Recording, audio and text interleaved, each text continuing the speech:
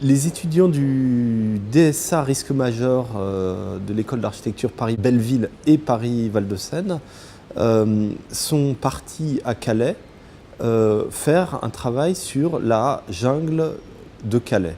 Alors, loin de nous de dire que Calais est un modèle désirable et que la jungle est un modèle désirable.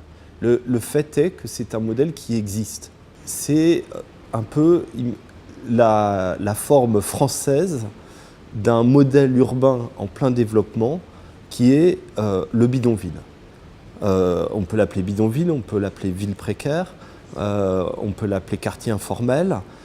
Toujours est-il qu'il y a 2 milliards de personnes sur la Terre qui habitent dans un tel type d'habitat, ça fait 30% de la population mondiale, et qu'il n'y a quasiment aucun architecte qui travaille sur le sujet.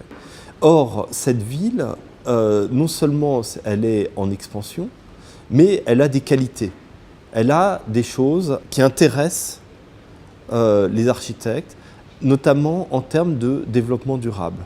C'est-à-dire que si on prend le développement durable au sens de Brundtland, c'est-à-dire que le développement durable se retrouve à la croisée de l'économique, de l'environnemental et du social, et non pas seulement, comme on le fait trop souvent en France, uniquement sous le facteur énergétique, la ville précaire est extrêmement intéressante. C'est-à-dire qu'on y trouve des bâtiments qui sont légers, qui utilisent des matériaux locaux, qui sont très souvent recyclés, donc des matériaux recyclés pour construire et puis qui sont recyclés après la construction.